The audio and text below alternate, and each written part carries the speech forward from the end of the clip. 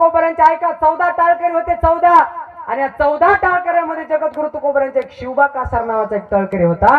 तो शिवबा कासाराचा जो काही टाळकरी होता त्याची पत्नी फार क्रूर होती. उद्धव महाराज ती एवढी क्रूर होती की तिला आपला मालक जगद्गुरु तुकोबराच्या संगतीमध्ये जाऊन भजन करतोय हेच तिला देव कळत नव्हतं. आणि असे असतातच महाराज बरं का, काही काही जणी तशा असतात, त्यांना वाटतंय त्यांच्यासोबत कशाला फिरायला, त्यांच्यासोबत काय मिळणार आहे तुम्हाला, आपलं आपलं काम बघायचं. तर अशा घरी काय काय कान टोचणारे असतात महाराज. तुम्ही म्हणता तुला लयच माहिती, मी ब्रह्मचारी थोडाच आहे. विठाला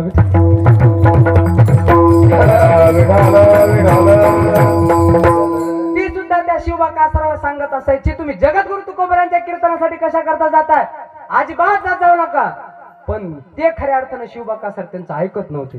ते रोज खऱ्या अर्थानं जगद्गुरु तुकोबरांच्या भजना करता जायचे, किंबहुना कीर्तना करता जात होते. पण एक दिवशीचा प्रसंग ऐका, लक्ष देऊन ऐका.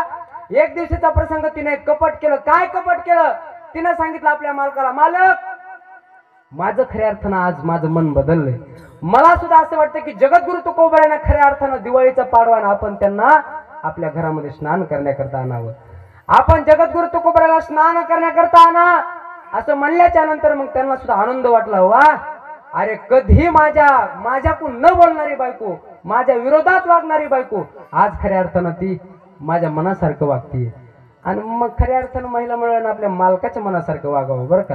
हो, जे मालकाला आवडतंय का तेच करावं. बाजरीची भाकर आवडते का, बाजरीचीच भाकर, बट्ट्यान तूप नाही. विठाला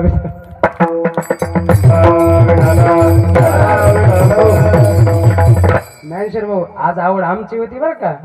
आजचा बेत खास आमच्यासाठी होता. तुम्हाला रोजच आहे ना, आज महाराज येलेत म्हणून ताईनं सुंदर असा बरं का, सुंदर असा बट्ट्या मस्तपैकी वरण तुपाचं तर काय बघायचंच काम नाही महाराज. हो, ते मला वाटलं तसला चमचा काय की तिकडे आमच्या इकडे आहे तसला. यांनी भातवाडी चांगली तूप वाढायला म्हणलं या हा ना चमचा आणला तुम्ही तर. विठाला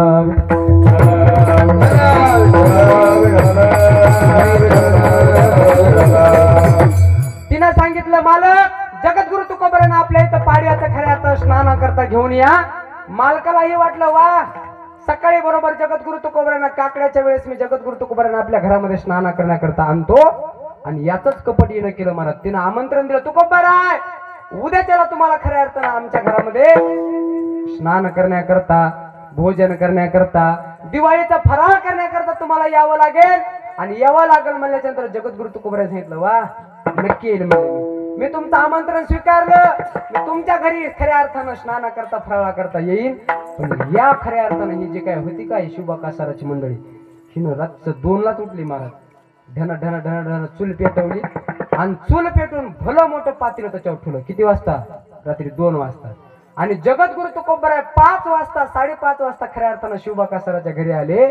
2 वाजता पाणी ठेवलेलं पातेलं कसं झालं असं? अहो साहजिक आहे, खळ खळ खळ खळ उकळ असेल. नहे ते पाणी सुद्धा म्हणत असेल, मला आता पातेल्यात न ग आता खाली येऊ द्या, माझी मला सुद्धा आता पोळायला. एवढं पाणी खळखळ खळखळ पाणी उकळलं. शिवबा कासाराची काही कल्पना नाही, अजिबात नाही, काहीच माहित नाही शिवबा कासाराला. आणि असं वाटल्याच्या नंतर जगद्गुरु तुकोबराय आल्याच्या नंतर जुन्या काळची बाथरूम महाराज, इतक्या कमरा इतका चौकून कुड घेतलेला आणि आतमध्ये दगड ठेवलेला. जगद्गुरु तुकोबरायने आपलं शर्ट काढावं, त्या चौकोन जे काही कुडाचा भिंत घेतलेली होती त्या भिंतीवरती टाकावं आणि टाकून जगद्गुरु तुकोबरायने त्या दगडावरती बसावं. जगद्गुरु तुकोबराय दगडावरती बसलेत. त्या खऱ्या अर्थानं त्या मायमाऊलीनं पाहिलं आणि पाहिल्याबरोबर जसं चुलीवरचं पातेलं उचललं आणि उचलल्याबरोबर जगद्गुरु तुकोबराय मध्ये बसलेले पाहिले आणि वरूनच जशाला तसं पातेलं जगद्गुरु तुकोबरायच्या अंगावरती ओतलं. ओतल्याबरोबर जगद्गुरु तुकोबरायने धावा केला. जय माझी काया लागला वनवा, जय माझी काया लागला वनवा, धावरे के सेवा माय बापा, माय बापा धावरे के सेवा माय बापा, जय माझी काया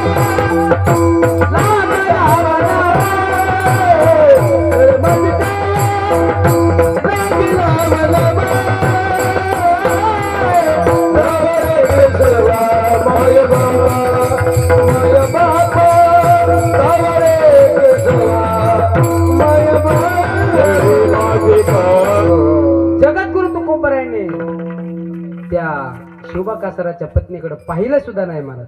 नाही नाही, तिला काही म्हणले सुद्धा नाही. साधं म्हणायचं तर लांबच राहील, तिच्याकडे खऱ्या अर्थानं उलटून पाहिलं सुद्धा नाही.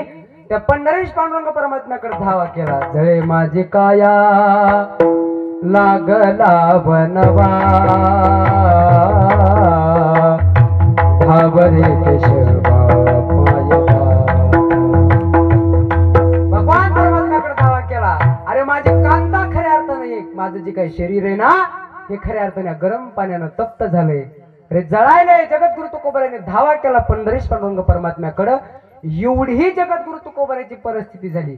मान तरी होता का महाराज? नाही, अजिबात नाही. अन्न मान धन हे तो प्रारब्धा आदीन. महाराज जगद्गुरु तुकोबरायाची ही परिस्थिती झाली तरी सुद्धा जगद्गुरु तुकोबराय म्हणतात माझं काय झालं? उदळले